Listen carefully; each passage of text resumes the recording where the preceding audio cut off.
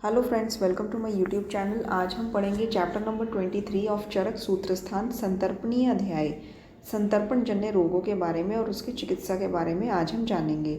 संतर्पण जन्य रोग क्यों होते हैं, इसका कारण क्या है, चेष्टाद्वेषी एंड दिवाशयन रोग जो हैं ये कौन कौन से हैं। संतर्पण रोग प्रमेय पीड़िका, कोट कंडू, पांडव आम्य ज्वरा। अब प्रमेय पीड़िका, कोट कंडू ये आपको याद रखना है। एंड पांडव आम्य ज्वरा छर्दी का वेग धारण करने से भी होते हैं एंड संतर्पण रोगों में भी इनको गिना जाता है। मूत्रकृच, अरोचक, तंद्रा, क्लैब्बे, आम प्रदोष, स्थौल्य, कुष्ठ, शोफ, शरीर में शोफ होना, एडीमा होना, ओबेसिटी होना, स्किन प्रॉब्लम्स होनी, जब तक आप अपना कंफर्ट जोन नहीं छोड़ेंगे, चेष्टा द्वेषी होंगे, दिवाशयन करेंगे, तो ये सारे संतर्पण जन्य रोग होने के आपको चांसेस ज़्यादा हो सकते हैं। इसके अलावा प्रमीलक भी संतर्पण रोग है। मूत्रकृच एंड अरोचक जो मैंने आपको संतर्पणीय रोग बताया है, ये अपतर्पण रोगों में भी इनको गिना जाता है। मूत्रकृच एंड अरोचक। विर्ण मूत्र संग्रह ये अपतर्पण रोग है।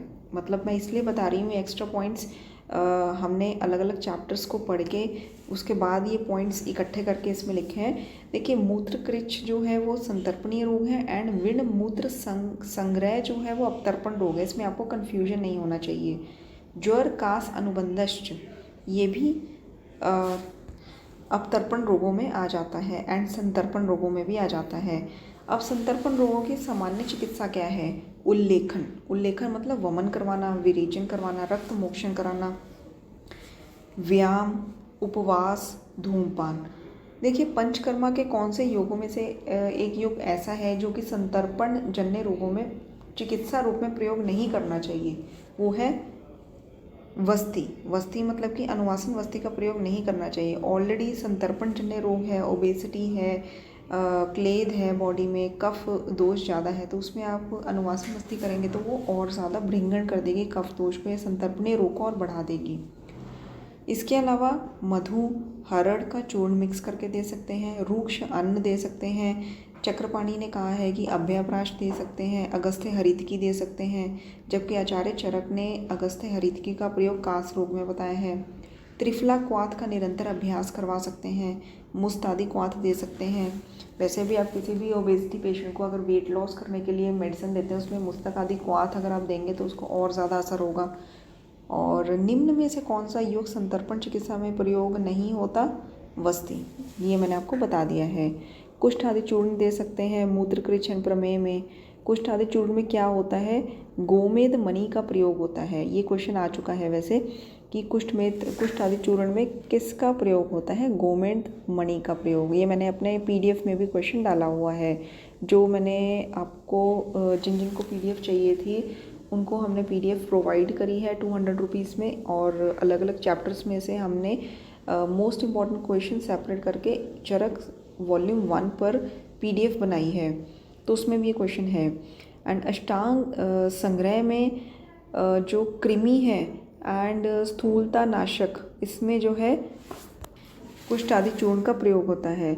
एंड इसके अलावा और क्या दे सकते हैं प्रमेय में, तक्र, हरड़, त्रिफला, अरिष्ट प्रयोग कर सकते हैं प्रमेय में। त्रियूष आदि मंत्र का प्रयोग कर सकते हैं। व्योष आदि सत्तु, व्योष मतलब क्या आता है, त्रिकटु, व्योष आदि सत्तु का प्रयोग कर सकते हैं। त्रियूष आदि मंत्र का प्रयोग कर सकते हैं। सभी चूर्ण जो है इक्वल क्वांटिटी में मिक्स करके हमने 16 गुना जौ का सत्तू जो है वो मिक्स कर देना है। इसको हम संतर्पण मंत्र बोलते हैं। मतलब आपको ये याद रखना है कि जो संतर्पण मंत्र है उसमें 16 गुना जौ का सत्तू प्रयोग होता है। इसका नाम संतर्पण मंत्र है, बट ये गुणों में अपतर्पण होता है। इसमें अन्न के समान मात्रा में सत्तू का प्रयोग जल में घोलकर किया जाता है, ठीक है।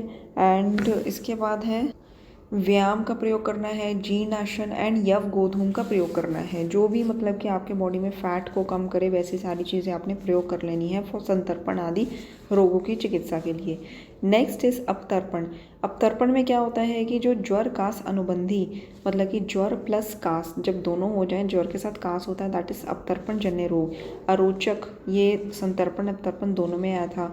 पार्श्व शूल होना, स्रोत दौर्बल्य होना, प्रलाप करना, हृदय व्यथा, ये सब जो है अपतर्पण रोग होते हैं।